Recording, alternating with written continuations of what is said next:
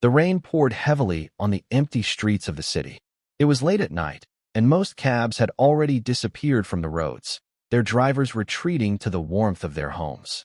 But one cab remained, its headlights cutting through the darkness, the driver tapping his fingers anxiously on the steering wheel, hoping for one last fare before heading home. Inside the cab sat Rahim, a middle-aged man with weary eyes and a heart that had learned to expect little from life. He had been a cab driver for nearly 15 years, struggling to make ends meet. Every night, he drove through the city, picking up strangers, some friendly, some rude, but all of them just temporary passengers in his long journey of hardship. That night, however, would be different. As Rahim was about to call it quits, he noticed an elderly woman standing under a streetlight, clutching a worn-out handbag, her frail body shivering in the cold. She hesitated, looking at the cabs passing her by, none stopping for her. There was something about her, an air of loneliness, as if she had nowhere to go and no one waiting for her. Rahim sighed. He had been working for hours, and he needed to go home. But something in him couldn't just drive away. He pulled up beside her, rolling down the window. "Do you need a ride, ma'am?" he asked. The woman hesitated before nodding. "I don't have enough money," she admitted softly, avoiding his gaze. Rahim glanced at the empty passenger seat, then at the woman's trembling hands. It wasn't much, but he could do this one small thing. "Don't worry about the fare," he said, unlocking the door. "Just get in." The old woman's eyes widened in surprise. She hesitated for a moment before slowly getting into the cab, her hands gripping the edge of her seat as if she feared being thrown out. Neither of them knew it yet, but that one ride, one simple act of kindness, would change Rahim's life forever. The engine hummed softly as Rahim navigated through the quiet streets. The rain continued to fall, drumming against the windshield in a steady rhythm. The elderly woman sat in silence, staring out of the window, lost in thought. Rahim stole a quick glance at her through the rearview mirror. She was dressed modestly, wearing a faded blue shawl wrapped tightly around her shoulders. Her hands, wrinkled with age, clutched her handbag as if it contained the last remnants of her life's possessions. Something about her posture, her slightly hunched shoulders, the way she kept her gaze low, made Rahim feel uneasy. "Where to, ma'am?" he finally asked, breaking the silence. The woman hesitated before giving him an address. It was in an older part of the city, not too far from where they were. The area was known for its small, run-down apartments, a place where people lived in solitude, forgotten by the rest of the world. Rahim nodded and focused on the road, but his mind wandered. He had seen many passengers in his years as a cab driver, some wealthy, some struggling, some lost in their own worries. But there was something about this woman that felt different. She carried an air of quiet dignity despite the sadness in her eyes. "It's late for someone like you to be out alone," he said casually. "Do you live alone?" She let out a soft sigh before answering. "Yes. My husband passed away years ago. My children moved abroad. It's just me now." Rahim frowned. He had heard similar stories before. Elderly parents left behind while their children chased better lives elsewhere. It was a painful reality for many. "I see," he said. "Must be tough." The woman smiled faintly. "Loneliness becomes a companion after a while. You learn to live with it." Rahim felt a pang of sympathy. He, too, knew what it was like to feel alone. Though he had a wife and 2 kids, his work kept him away for long hours, and financial struggles often strained his home life. There were days he felt like a stranger in his own house, unable to provide the comfort and security he wished for his family. The cab rolled to a stop outside an old apartment complex. The streetlights flickered dimly, casting long shadows on the cracked pavement. The building's walls were stained with time, and the entrance door creaked in the wind. The woman reached into her handbag, fumbling for something. "I told you, ma'am, no need to pay," Rahim reminded her with a small smile. But she shook her head. "It's not for the fare. I want to thank you." She pulled out a small, folded piece of paper and held it out to him. Rahim hesitated before taking it. "Open it later," she said softly, then stepped out of the cab. He watched as she slowly made her way inside, her frail frame disappearing into the dimly lit hallway. Rahim sighed and looked down at the paper in his hands. What could it be? A note? A token of gratitude? He unfolded it slightly but hesitated. Something told him this was more than just a simple thank you. Not wanting to get lost in his thoughts while driving, He tucked the paper into his pocket and pulled away from the curb. The night was over. It was time to go home. Little did he know, that note would soon change everything. Rahim reached home late that night, exhausted from the long shift. His small apartment was silent, save for the faint ticking of the wall clock. His wife, Aisha, and their 2 children were fast asleep. He tiptoed inside, careful not to wake them, and collapsed onto the couch. As he emptied his pockets, his fingers brushed against the folded note the old woman had given him. He had nearly forgotten about it. Sitting up, he unfolded the paper and squinted at the slightly faded handwriting. "Thank you for your kindness. It is rare in this world. If you ever need help, call this number." Beneath the message was a phone number, neatly written in black ink. Rahim stared at it for a long moment, confused. It wasn't the first time a grateful passenger had left him a note or a small tip, but this felt different. Why would an old woman, living alone in a rundown apartment, offer help? What could she possibly do for him? Shaking his head, he placed the note on the table and sighed. Maybe it was nothing. Maybe she was just being polite. Either way, he had bigger problems to worry about, like the overdue rent and the increasing school fees for his children. The next morning, Rahim woke up early to prepare for another long day of driving. As he sipped his tea, Aisha sat across from him, her expression tired and worried. "I spoke to the landlord yesterday," she said hesitantly. "He's giving us 1 more week to pay the rent. If we don't—" She didn't finish the sentence, but Rahim already knew. They had been struggling for months, barely managing to keep up with expenses. "I'll figure something out," he assured her, though he had no idea how. That day, he drove for hours, picking up passengers from all walks of life. Businessmen in expensive suits, students rushing to classes, tired workers heading home. But his mind kept drifting back to the old woman and her note. By evening, he found himself parked outside a tea stall, his hands gripping the note again. He debated whether to call the number. What harm could it do? He wasn't expecting a miracle, but something about that woman's words lingered in his mind. Taking a deep breath, he dialed the number. The phone rang once, twice, and then a deep, authoritative voice answered. "Who is this?" Rahim hesitated. My name is Rahim. I was given this number by an elderly woman. I gave her a ride last night." There was silence on the other end. Then, the man spoke again, his tone suddenly interested. "Where did you drop her off?" Rahim frowned. "At an apartment complex near Old Town." Another pause. Then, the man's voice softened. "Thank you for calling. Can you meet me tomorrow at the same place?" Rahim was taken aback. "Meet you? But who are you?" "You'll find out soon enough," the man replied before the line went dead. Rahim stared at his phone, confusion swirling in his mind. What had he just gotten himself into? The next evening, Rahim drove back to the old woman's apartment, curiosity and nervousness battling within him. As he stepped out of his cab, he spotted a black luxury car parked nearby. Standing next to it was a tall, well-dressed man in his mid-40s, his sharp eyes scanning the surroundings. As soon as he noticed Rahim, he approached. "Are you Rahim?" he asked. Rahim nodded cautiously. "Yes. And you are?" "My name is Adil," the man said, studying him closely. "Tell me, how did you meet my mother?" Rahim's eyebrows shot up. "Your mother?" Adil nodded. "The woman you gave a ride to. She was my mother." Rahim was stunned. The old woman had said her children lived abroad.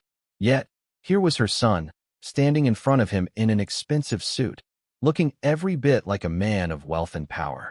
"She never mentioned you," Rahim said carefully. Adil's expression darkened. "I imagine she wouldn't. We lost touch years ago. I had no idea she was living here, all alone. If not for your call, I might never have found her." Rahim was still processing this when Adil took a deep breath and continued. "I need to see her. Can you take me to her apartment?" Rahim hesitated. Something about the situation felt strange, but he nodded. "Of course. Follow me." Together, they entered the old building, climbing the creaky stairs until they reached the woman's apartment. Rahim knocked gently on the door. No answer. Frowning, he knocked again, harder this time. Still nothing. A bad feeling settled in Rahim's gut as he turned to Adil. Something's not right. Without waiting, Adil pushed the door open. It wasn't locked. Inside, the apartment was eerily silent. The air felt cold, almost empty. And then, they saw it. On the small dining table sat a cup of untouched tea, long gone cold. Beside it was a framed photograph of the old woman and a young boy, Adil. But the woman herself, she was gone. Rahim's heart pounded. Where is she? Adil's hands clenched into fists. He turned to Rahim, his face unreadable. She's not here. But I need to find out what happened. Something told Rahim that this was just the beginning of a much bigger mystery. A heavy silence filled the small apartment. Rahim glanced around, his eyes darting from the untouched tea to the slightly ajar bedroom door. His heart pounded. The old woman had been here just last night. Where could she have gone? Adil stepped forward, his sharp gaze sweeping over the space, searching for any clue. He walked toward the small living area, where a few old photographs were stacked on a shelf. He picked one up, his expression tightening. It was a picture of him as a young boy, standing beside his mother, both of them smiling. She never threw these away. He murmured, more to himself than to Rahim. Rahim hesitated before speaking. She told me she was alone, that her children lived far away and never visited. Adil's jaw clenched. That's not exactly true. I was busy. I left the country years ago for work, and things got complicated. I tried to reach out a few times, but she never answered my calls. I thought she was angry at me, so I stopped trying. Rahim could hear the regret in his voice. But now, she's gone, Rahim said quietly. Where could she have gone so suddenly? Adil turned toward the bedroom door and pushed it open. The bed was neatly made, the blankets folded with precision. It didn't look like someone had slept in it last night. Something felt wrong. Just then, Adil noticed a small envelope resting on the bedside table. He grabbed it and tore it open, his hands shaking slightly. Inside was a single sheet of paper with a short message. If anything happens to me, know that it was not by choice. A chill ran down Rahim's spine. He looked at Adil, whose face had turned pale. What does this mean? Rahim asked. Adil didn't answer immediately. His grip on the paper tightened. It means someone might have hurt her. Rahim swallowed hard. Who would want to harm an old woman? Adil exhaled sharply. I don't know, but I need to find out. He turned to Rahim. You were the last person to see her. Did she mention anyone? Did she seem scared? Rahim thought back to the ride. She had seemed tired, but not afraid. However, there was one thing. She did say something strange, Rahim said slowly. She told me she had made mistakes in the past, that she didn't have much time left. I thought she was just talking about old age, but what if she knew something was going to happen? Adil ran a hand through his hair. There's more to this than we realize. He turned to Rahim with urgency. I need your help. You were the last person with her. Will you help me find out what happened? Rahim hesitated. He was just a cab driver. This wasn't his problem. But something about the old woman had touched him. Her kindness, her loneliness. And now, she was missing under mysterious circumstances. Could he really walk away from this? He looked at Adil and nodded. I'll help. The first thing they did was ask the neighbors if anyone had seen her leave. Most of them shook their heads, saying they hadn't seen her in days. But then, an elderly man from the apartment next door hesitated before speaking. I did hear something last night, he admitted. It was late, maybe around midnight. I thought I heard voices outside her door. A man's voice, deep and serious. And then, I heard the door close. After that, silence. Rahim and Adil exchanged glances. Did you see who it was? Adil asked urgently. The old man shook his head.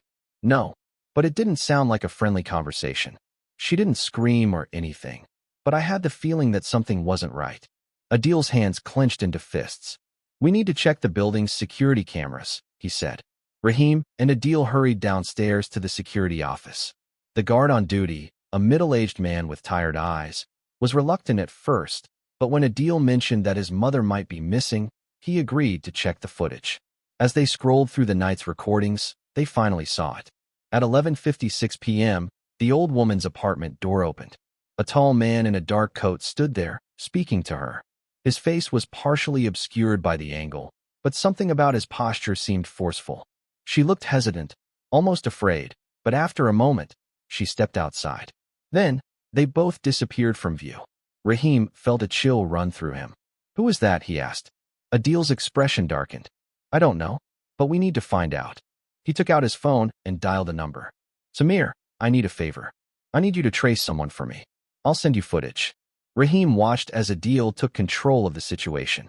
This man wasn't just an absent son. He had resources, connections. Maybe he was more powerful than he let on. After hanging up, Adil turned to Rahim. This isn't just a simple case of a missing woman. Someone wanted her to leave, and I need to know why." Rahim nodded, determination settling in. He had no idea what they were getting into, but one thing was clear: this was just the beginning. Rahim and Adil stood in the dimly lit security office, the grainy footage looping in front of them. The old woman, Adil's mother, had stepped out of her apartment willingly, but there was something unsettling about the man she left with. Adil's phone buzzed. He answered immediately. "Samir, tell me you have something." Samir, a tech expert Adil had relied on in the past, spoke quickly. "I ran the footage through facial recognition. The guy she left with is someone named Zubair Khan. He's got a record: fraud, extortion, intimidation. He's known for targeting vulnerable people." Rahim frowned. But why would he be after an old woman? Adil's grip tightened on his phone. "That's what we need to find out." Samir continued. "There's more. Zubair isn't just some random criminal. He used to work with your mother's late husband, your father, Adil." Adil's breath hitched. "My father? What does he have to do with this?" Samir hesitated. "It's complicated. Your father had some business dealings years ago. Let's just say not all of them were legal. When he passed away, your mother was left to deal with the consequences." Adil's face darkened. He had always known his father wasn't a saint, but he had no idea his past could come back to haunt them like this. "Where is Zubair now?" Adil demanded. "Last tracked location, an abandoned warehouse on the outskirts of the city," Samir replied. "But be careful. He's dangerous." Rahim glanced at Adil. "If this man has your mother, we don't have time to waste." Adil nodded. "We're going there now." The drive to the warehouse was tense. Adil barely spoke, his jaw set in a firm line. Rahim gripped the steering wheel, his mind racing. He was just a cab driver. How had he ended up in the middle of something like this? But then he thought of the old woman. Her kindness. The sadness in her eyes. He couldn't turn back now. They reached the warehouse, a crumbling structure on the edge of town. The air was thick with dust, and the faint glow of streetlights barely illuminated the area. Adil and Rahim stepped out cautiously. "Stay close," Adil whispered. "We don't know how many men he has." They moved toward the entrance, Adil leading the way. He tried the door. It was locked. Rahim glanced around and spotted a side entrance.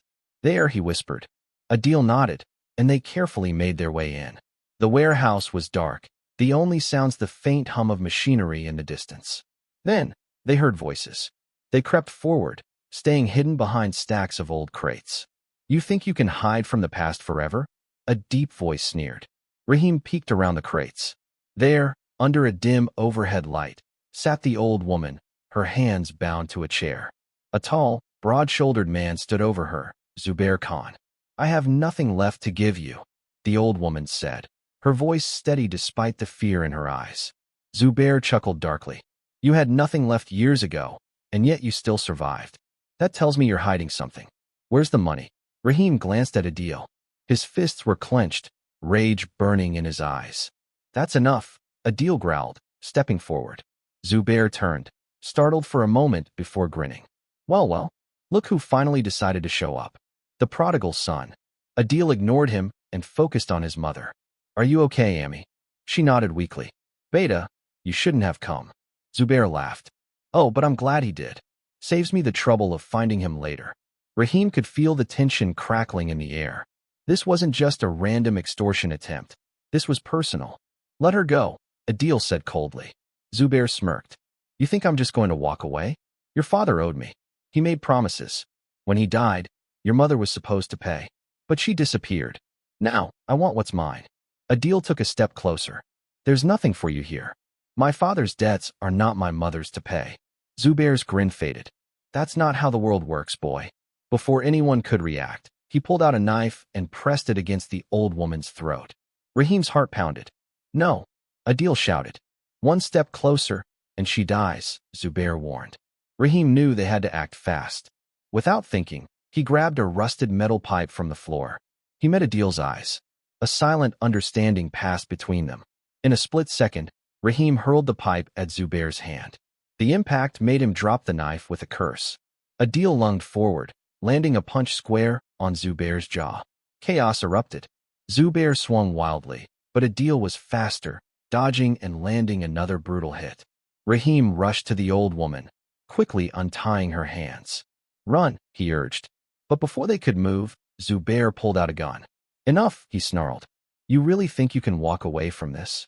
Adil froze, his hands clenched at his sides. Rahim shielded the old woman instinctively. Then, sirens. Zubair's face twisted in fury. You called the cops? Adil smirked. Didn't need to. Someone's been watching you for a long time. Seconds later, the doors burst open, and officers swarmed the warehouse. Zubair tried to run, but it was over. Within moments, he was on the ground, handcuffed and cursing. Adil let out a breath of relief before turning to his mother. He knelt beside her, his voice soft. I'm so sorry, Amy. I should have been there for you. Tears welled in her eyes. You came when it mattered, Beta. That's all that matters. Rahim watched the reunion, his heart full. He had started this as just a cab driver helping an old woman. But now, he had become part of something bigger, a family finding its way back together. Adil stood and looked at Rahim. I owe you, brother. Rahim shook his head. You don't owe me anything. She was kind to me when no one else was. That's all the reason I needed. Adil smiled. Then at least let me give you something in return. A better life. A chance to do more than just drive a cab. Rahim hesitated. Adil wasn't just offering money. He was offering a future. And for the first time in a long while, Rahim felt like he had won. Days had passed since the incident at the warehouse. Zubair Khan was now behind bars, charged with multiple crimes, including extortion and illegal threats. Adil's mother was recovering at home, safe at last. But for Rahim, everything had changed. He sat behind the wheel of his taxi, staring out at the busy street. The city moved around him as it always had, but something inside him felt different. His phone buzzed. It was Adil. Rahim, where are you? Same place as always. Rahim replied with a chuckle. No, you're not, Adil said firmly. Meet me at the office. Now. Rahim sighed but smiled. Adil was persistent. He had been calling Rahim every day, offering him something bigger, something Rahim wasn't sure he deserved. Still, curiosity got the better of him. He started the engine and drove toward the location Adil had sent. Rahim pulled up in front of a gleaming glass building in the heart of the city. It was one of Adil's business offices, the kind of place Rahim had never imagined stepping into. Adil greeted him at the entrance. He was dressed in a sharp suit, but his eyes held warmth. Come inside, Adil said. Rahim hesitated. I'm just a cab driver, Adil. This place, it's not for me. Adil shook his head. You're more than that, Rahim. You saved my mother's life. And you've got a good heart. I need people like you around me. Rahim followed Adil inside, feeling out of place among the polished floors and expensive decor. Adil led him to a spacious office and handed him a folder. This is for you, Adil said. Rahim opened it, his eyes widening. Inside were documents, an offer for a job in Adil's company, a salary that was more than he had ever dreamed of, and something even more shocking, ownership papers for a small apartment. Rahim looked up, speechless. I can't accept this. Adil smiled. You're not taking charity. You're accepting an opportunity. You've spent your life helping others, Rahim. It's time someone helped you. Rahim swallowed hard. No one had ever done something like this for him before. Think about it, Adil said, clapping his shoulder. But I already know your answer. Later that night, Rahim sat in his tiny rented room, staring at the documents. He thought about the past, the struggles, the nights he had gone to sleep hungry, the times he had felt invisible. But now, for the first time, he saw a future. He picked up his phone and dialed Adil's number. Adil? Yeah. Rahim took a deep breath. I'm in. Adil laughed. Welcome to the team, brother. Rahim smiled. Maybe life had more in store for him after all.